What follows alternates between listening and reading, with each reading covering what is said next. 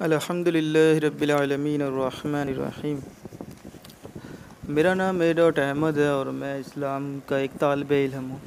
الحمد للہ مجھے پڑھتے ہوئے کم از کم 10 سے 12 سال ہو گئے ہیں، اور اپنی مرضی اپنی تحقیق کے تحت، مطلب کسی کے دباؤ کے بغیر، میری اسلام میں بے تحاشا دلچسپی تھی، جس کے باعث میں اسلامی تعلیمات کو حاصل کر پایا، نہ کہ کسی ڈنڈے کے زور پہ، نہ ہی کسی کے فورس کرنے پہ۔ میری دلی محبت تھی، میری شجاعت تھی، میرا اپنائیت تھی جو اسلام کے ساتھ تھی، قرآن کے ساتھ تھی، احادیث کے ساتھ تھی۔ تو اسی کے حق میں ہوں، اور میں کسی فرقہ وارانہ تعصب اور فرقہ وارانہ محبت کا شکار نہیں ہوں۔ فرقہ پرستی یا شخصیت پرستی سے میرا کوئی تعلق نہیں ہے۔ تو ناظرین، میری بڑی کوشش تھی کہ سامعین سننے والے لوگ ہیں، ناظرین نظر رکھنے والے دیکھنے والے لوگ تو ہیں نہیں، لیکن پھر بھی میں کہوں گا کہ یوٹیوب پہ الحمدللہ میرے ساتھ رہیں تو انشاءاللہ علم میں بے تحاشا اضافہ ہوگا۔ اور بڑی میں نے کوشش کی تھی کہ میں ویڈیو کے ساتھ ہوں، لیکن ویڈیو کا معاملہ سیٹ نہیں ہو رہا، کبھی آڈیو ریکارڈنگ، کبھی لائٹ پرابلم، کبھی کچھ۔ تو میں نے سوچا کہ اس طریقے سے کوشش کریں، اور میں نے بڑی کوشش کی تھی دوسرے طریقے سے کہ دوسری بات کروں کہ 10 محرم 9 محرم کو اپنی ویڈیو ضرور اپلوڈ کر دوں، لیکن نہیں بن پایا، 3-4 دن ہوئے۔ اب تو میں نے یہی سوچا کہ یار کسی طریقے سے بس ویڈیو اپلوڈ کرنے کا معاملہ کریں۔ وجہ یہ تھی کربلا کو اور شیعوں کے حوالے سے کہ میں نے جو بات کرنی تھی وہ نہج البلاغہ کے حوالے سے، کہ وہ کس طریقے سے اہل سنت والجماعت کے حق میں ہے، اور صحیح تعلیمات اس کے اندر جتنی ہیں وہ ساری بیان کی جائیں گی۔ تو میں نے خطبہ شقیقہ کے حوالے سے اس کا تحقیقی جائزہ لیا، اور شیعہ سنی متفق علیہ باتوں کو ترجیح دیتے ہوئے گفتگو کی ہے، اور تحقیق جو میرے پاس لکھی ہوئی شکل میں موجود ہے۔ تو نہج البلاغہ حدیث نمبر 235 ہے: یا رسول اللہ، میرے ماں باپ آپ پر قربان، آپ کے انتقال سے وہ نبوت الہی احکام اور آسمانی اخبار کا سلسلہ منقطع ہو گیا جو آپ کے علاوہ کسی کے مرنے سے منقطع نہیں ہوا تھا۔ نہایت ہی خوبصورت اور بہترین بات کی گئی ہے۔ اب اس کی تفصیل پہ میں جو مزید تشریح جو لکھتا ہوں وہ ختم نبوت کے حوالے سے، ظاہری بات ہے یہ آیات، یہ تحریر جو ایک پیراگراف چھوٹا سا ہے بیان ہوا ہے کہ محمد رسول اللہ کے انتقال کے بعد وہ نبی جو اللہ کی طرف سے لوگوں کی ہدایت کے لیے آیا کرتے تھے کہ اللہ کے احکام لوگوں پہ واضح کرتے، وہ اب نہیں آئیں گے۔ اس سے پہلے ایسا نہیں ہوا تھا کہ نبوت کا سلسلہ ختم ہو گیا ہو۔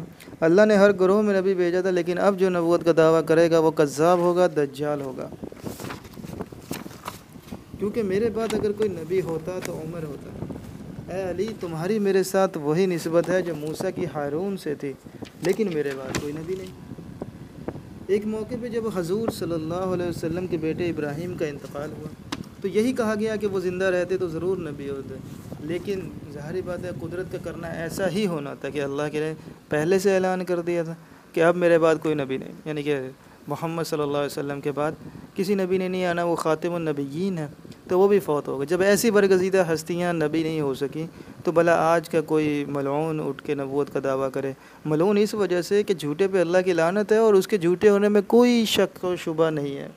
دوسری بات، آپ کا غم اہل بیت کے ساتھ خاص ہوا کہ ان کے لیے ہر غم میں باعث تسلی بن گیا، اور ساری امت کے لیے عام ہو گیا کہ سب برابر کے شریک ہیں۔ اب یہاں پر واضح طور پہ فرمایا گیا ہے کہ جو خاص غم ہے، یعنی کہ اس سے بڑا غم کوئی نہیں ہو سکتا کہ رسول اللہ محمد صلی اللہ علیہ وسلم ہم میں سے اٹھ گئے، ہم میں سے چلے گئے، ہم میں وفات پا گئے۔ تو یہ تو ساری اہل بیت کے لیے اتنا خاص ہے کہ وہ جتنا کر لیں اس کا افسوس، جتنا غم کر لیں کم ہے، اور ساری امت کے لیے عام ہے، یعنی کہ سب کے لیے باعث افسوس کی بات ہے۔ کوئی بھی اس پہ کسی درجے میں بھی کہہ لو کہ کم اہمیت دینے کا اہل نہیں ہے کہ وہ اس کو کسی ہلکے درجے کی بات سمجھے۔ اگر آپ نے صبر کا حکم نہ دیا ہوتا اور نالہ و فریاد سے منع نہ کیا ہوتا، یہ جو احکام دیے جا رہے ہیں یہ ایسا نہیں ہے کسی کی وفات پہ اٹھ کے ماتم و گریہ و زاری، بے شک وہ شہید ہی کیوں نہ ہو، وہ تو قابل احترام، باعث عزت، قابل فخر ہے کہ اگر آپ نے صبر کا حکم نہ دیا تو اور نالہ و فریاد سے منع نہ کیا ہوتا۔ اب یہاں سمجھ آتی ہے کہ قرآن بھی اسی کا درس دیتا ہے کہ صبر کا حکم دیتا ہے کہ صبر کرو، صبر کرو، صبر کرو۔ کوئی بھی آیت، کوئی بھی حدیث ماتم کو یا غم کو فروغ نہیں دیتی، بلکہ کم ہی کرتی ہے۔ تو آپ صلی اللہ علیہ وسلم کا واضح حکم ہے صبر کا، اور منع کیا گیا ہے نالہ و فریاد، آہ و زاری، گریہ و زاری، ماتم سے۔ تو ہم آپ کے غم میں آنسوؤں کا ذخیرہ ختم کر دیتے، اور یہ درد کسی درمان کو قبول نہ کرتا، اور یہ رنج و الم ہمیشہ ساتھ رہ جاتا۔ اب یہاں پر واضح طور پہ ہمیں جو سمجھ میں آتی ہے بات کہ غم کے موقع پہ ماتم کی کوئی حقیقت ہے ہی نہیں، بلکہ صبر ہی بہتر ہے۔ اگر ایسا نہ ہوتا تو حضرت علی سب سے پہلے یہ کرنے والے ہوتے ہیں۔ ایسا نہیں کہ ہم صرف اسی وقت کرتے، یعنی کہ حضرت علی کا جو فرمانا ہے وہ یہی ہے کہ ایسا نہیں ہے کہ ہم صرف اسی وقت کرتے، بلکہ صبح شام دن رات ہر سال ہر مہینے ایسا معاملہ کرتے، کیونکہ یہ غم ہی بہت بڑا تھا۔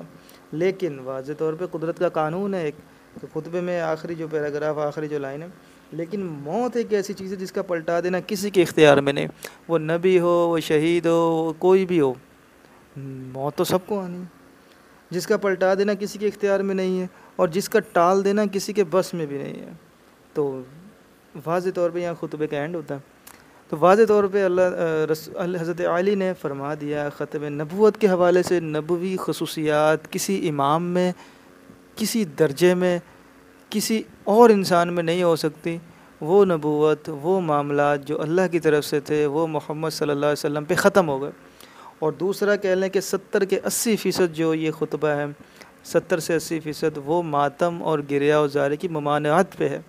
تو اللہ سے دعا ہے کہ اللہ ہمیں عمل کی توفیق دے اور ہمیں معاف فرمائے ان معاملات سے جو ہم ایسے کر جاتے ہیں ناسمجھی میں، کم علمی میں۔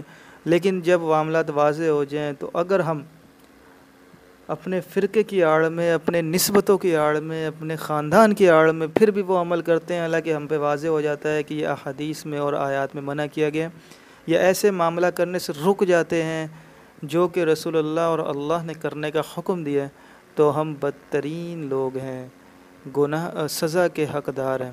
اللہ تعالی ہمیں معاف فرمائے اور عمل کی توفیق دے۔